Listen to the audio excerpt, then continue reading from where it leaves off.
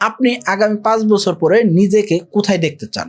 এই প্রশ্নটা যখনই কাউকে করা হয় সেক্ষেত্রে ওই ব্যক্তিটা সচরাচর আচরণ যেটা হয় সেটা কি, আমি আসলে কি করব, কোথায় যাব, বা আমার আসলে কি করা উচিত আগামী 5 বছর সেটা তো আমি এখনো জানি না, সেই পর্যন্ত আমি বাঁচবো কিনা।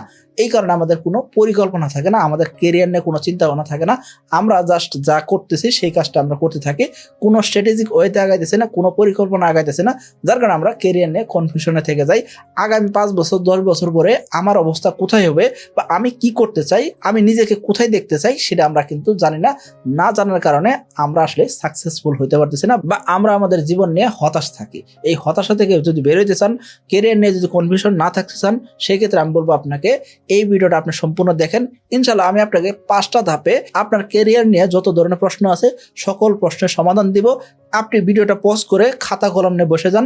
ইনশাল্লাহ আশা করবো এই ভিডিওটা শেষ হওয়ার পরে আমি আপনাকে যে টাস্ক দিব সেই টাস্ক যদি ফিল আপ করতে পারেন, আশা করবো আপনার কেরিয়ার নিয়ে যত ধরনের কনফিউশন আছে সকল কনফিউশন দূর হয়ে যাবে। তো চলুন শুরু করা যাক। এই যে আপনার হাতে থাকা যে স্মার্টফোনটা রয়েছে, সেই স্মার্টফোন আপনার দিনে কতটুকু সময় নিচ্ছে সেই জিনিসটা আপনি সর্বপ্রথম লিখে ফেলেন। আপনি সারাদিনে কতটুক সময় এই স্মার্টফোনের পিছনে দিচ্ছেন, কোন কোন অ্যাপসের পিছনে কতটুক সময় দিচ্ছেন, সেই জিনিসটা আপনি সর্বপ্রথম বের করেন। এই কাজটা আপনার জীবনে সর্বপ্রথম জরুরি। খেয়াল করবেন, আপনি দিনে 8 ঘন্টা ঘুমাচ্ছেন, 8 ঘন্টা ঘুমের পাশাপাশি আপনি আবার কি করতেছেন, বিছানায় কিছু সময় আলসেমি করতেছেন। সব মিলিয়ে দেখা যাচ্ছে 8 থেকে 10 ঘন্টা সময় দিনের থেকে নাই। এই যে দিন থেকে 8 থেকে 10 ঘন্টা সময় চলে গেল, তারপর আপনি যে কোনো একটা কাজ করতেছেন, অথবা স্কুল কলেজে যাইতেছেন, অথবা আপনি কোনো একটা ব্যবসা প্রতিষ্ঠানের মালিক, অথবা আপনি ছোটখাটো কোনো ব্যবসা করতেছেন, যে কোনো কাজে আপনি থাকতে পারেন। এই যে আপনি কাজকর্ম করতেছেন এর মাঝে অথবা কাজকর্ম শেষ করার পরে এই স্মার্টফোনের পিছনে আপনি এনাফ সময় দিচ্ছেন। এই সময়টা আপনি নষ্ট না করে পটেনশিয়াল ওয়েতে আপনি কাজে লাগাইতে পারেন, সেই জিনিসটা আপনার সর্বপ্রথম খুঁজে বের করা জরুরি। সেই জন্য বলবো সর্বপ্রথম এই জিনিসটা আপনার করে নেন। এখন আমরা আসবো আপনার 24 ঘন্টা সময়টাকে আপনি কাজে লাগাবেন। আগামী 24 ঘন্টা সময় কাজে লাগাইতে জানলে কি হবে, পরবর্তী জীবন আপনার শুধরাই যাবে। সর্বপ্রথম আপনি সেট আপ রেডি করলেন, আপনি কি করতেছেন সারাদিন 24 ঘন্টা সময়ের ভিতরে আপনি কোন কোন অ্যাপসে বা ফোনের পিছনে আপনি কতটুকু সময় দিয়ে আছেন সেটা আপনি বের করেন। 1 নম্বর কাজ। এখন আসেন দ্বিতীয় ধাপ। এই দ্বিতীয় ধাপে আপনি একটু চিন্তা করেন আপনি বর্তমানে কোন অবস্থায় আছেন।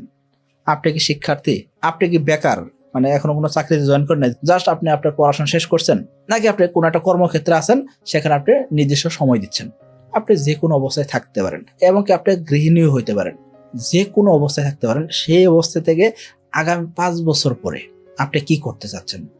সর্বপ্রথম কাজ হলো কি, আপনি বর্তমানে কোন অবস্থা আছেন সেটা আপনি ভালো করে চিন্তা করে দেখেন। খেয়াল করবেন, আমরা অনেক সময় বর্তমানকে ফেলে রেখে ভবিষ্যতে কি করতেছে সেটা আমরা চিন্তা করি। অনেকে বর্তমানকে ফেলে প্রিভিয়াস জীবনে কি করে আসছে, কোন কোন জায়গায় ভুল করে আসছে সেই ভুলগুলা নিয়ে আফসোস করতে থাকি। যা চলে গেছে সেটা তো চলে গেছে, আর যেটা ভবিষ্যতে আছে সেটা তো এখনো ভবিষ্যতে পড়ে আছে। সেটার জন্য আমাদের কি করতে হবে, বর্তমানটাকে ভালো করতে হবে। তো বর্তমান যদি খারাপ হয় সেক্ষেত্রে ভবিষ্যৎ খারাপ হবে। সো বর্তমানটা অবশ্যই ভালো করতে হবে। এই জন্য আমরা কি করবো, সর্বপ্রথম আমরা কি করতেছি, কেমনে করতেছি, কতটুকু সময় নষ্ট করতেছি, কতটুকু সময় কাজে লাগাইতেছি, এবং আমরা কোন সময়টাকে আরো বেটার ভাবে কাজে লাগাইলে আমরা পটেনশিয়াল কাজকর্ম করতে পারতাম সেটা আমরা এখন বের করব। এই কাজটা আমাদের যখন করা শেষ হবে, এখন আসলে তৃতীয় ধাপ। তৃতীয় ধাপে কি করবেন, আপনি আগামী 5 বছর পরে নিজেকে কোথায় দেখতে যাচ্ছেন। আপনি কি দেশের প্রধানমন্ত্রী হতে চান, আপনি কি এমপি হইতে চান, আপনি কি মন্ত্রী হইতে চান, আপনি কি বিসিএস ক্যাডার হইতে চান, আপনার 5টা 10টা ব্যবসা প্রতিষ্ঠান থাকুক এরকম চান, আপনি গাড়ি বাড়ির মালিক হইতে চান, আপনি কোন অবস্থায় নিজেকে দেখতে চান, এবং ওই অবস্থায় থাকলে আপনি কেমন মানুষ হবেন সেটা আপনি লেখা শুরু করেন। খেয়াল করবেন, এই জায়গায় আপনি লজ্জা পাবেন না, ভয় পাবেন না, লিমিট রাখবেন না। এখানে শুধুমাত্র একান্ত আপনার জীবন, আপনার জীবন, আপনি ডিসিশন নেবেন আগামী 5 বছর পরে আপনি কোথায় থাকবেন, কি অবস্থায় থাকবেন, সেটা একান্ত আপনার সিদ্ধান্ত। সেই সিদ্ধান্ত আপনি এখন লিখেন, একদম ডিটেল লিখবেন। মনের ভিতরে কোনো ধরনের প্রশ্ন রাখবেন না, আপনার মনে যা আসতেছে সেই জিনিস আপনি লেখেন। যদি আপনার কাছে মনে হয় আমার এখন একটা ব্যবসা আছে, আগামী 5 বছরের ভিতরে আমি আরো 5টা কোম্পানি খুলতে চাই, সেটাও আপনি লেখেন। আপনার যদি মনে হয় যে আমি একাধিক প্রতিষ্ঠান খুলবো না, আমার যে প্রতিষ্ঠান আছে সেই প্রতিষ্ঠানের এমন ব্র্যান্ড ভ্যালু তৈরি করব যে ব্র্যান্ড ভ্যালুর কারণে সকলেই আমাকে অথবা আমার কোম্পানিকে চিনবে। অর্থাৎ আপনি এমন ব্র্যান্ড ভ্যালু তৈরি করতে যাচ্ছেন যা দেখে মানুষ আপনার নামে প্রশংসা করবে। আপনি প্রশংসা কামাইতে চাইতেছেন। আপনার কাছে মনে হতে পারে আমি এমপি মন্ত্রী হব, অর্থাৎ আমি পাওয়ারফুল ব্যক্তি হব। যে কোনো কিছু হইতে পারেন, যা মনের ভিতরে আছে সেটি আপনি লেখেন। আপনি আগামী 5 বছর পরে ঘুম থেকে উঠে আপনি কার মুখ দেখতে চান, সর্বপ্রথম আপনি কোন কাজ করতে চান, আপনার কাজের প্যাটার্ন কেমন হবে, আপনার ব্যাংক ব্যালেন্স কত চাচ্ছেন, অথবা আপনি একজন চাকরিজীবী, আপনি এখন 20,000 টাকা বেতনে চাকরি করতেছেন, আগামী 5 বছর পরে আপনি কত টাকা বেতনে চাকরি করতে চান। এখন আপনি বলতেন ভাই আগামী 5 বছর পরে আমি বেতন বাড়াই চাইলে কি কোম্পানি বেতন দিবে?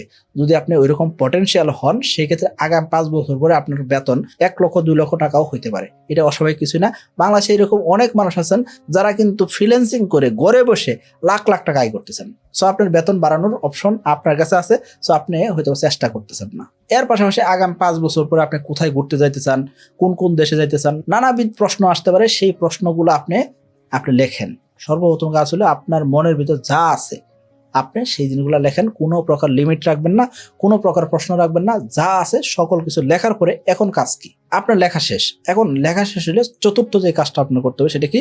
আপনি লেখাটা আপনি সম্পূর্ণ শেষ করলেন।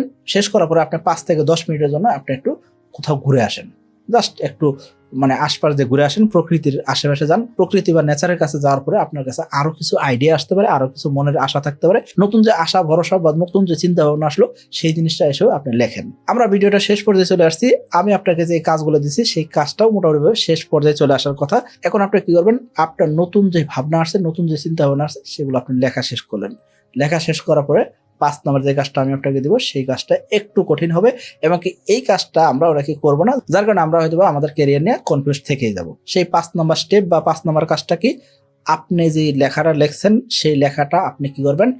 আপনি রিমাইন্ডার দেন। আগামী 5 বছর পরে আপনি যা যা লেখছেন সেটা ছবি তুলেন। ছবি তুলে আপনি রিমাইন্ডার দেন, আপনার ক্যালেন্ডারে রিমাইন্ডার দেন। 1 নাম্বার কাজ। 2 নাম্বার কাজ কি? আপনি একটা রুটিন মেনটেন করবেন। এই যে আপনি 5 বছর পরে নিজেকে যে অবস্থায় দেখতে যাইতেছেন, অর্থাৎ আপনি আজকে 10 লক্ষ টাকার মালিক, আগামী 5 বছর পরে আপনি 2 কোটি বা 10 কোটি টাকার মালিক হইতে চান। সো আপনি সেটা লেখছেন, সেই অনুযায়ী আপনাকে প্রপারলি আগাইতে হবে, সেই অনুযায়ী কাজ করতে হবে। এবং কি আপনি আজকে যা লেখছেন তার সাথে আপনি প্রতিদিন নতুন নতুন জিনিস যুক্ত করতে পারেন, কোনো সমস্যা নাই।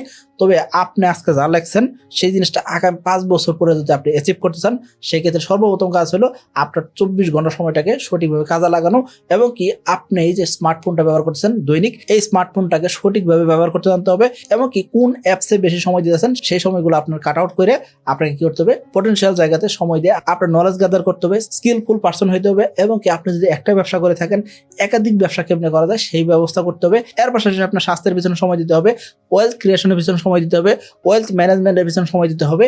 এইসব কাজ যদি আপনি করতে পারেন ইনশাআল্লাহ আশা করা যায় আপনি আজকের পরে আর কনফিউশন থাকবেন না, আপনার ক্যারিয়ার আপনি গুছাইতে পারবেন। আশা করি ভিডিওটা আপনার ভালো লেগেছে। যদি ভালো লাগে সেক্ষেত্রে লাইক করতে পারেন, কমেন্ট করতে পারেন এবং শেয়ার করতে পারেন। সকলে ভালো থাকবেন, সুস্থ থাকবেন। আসসালামু আলাইকুম।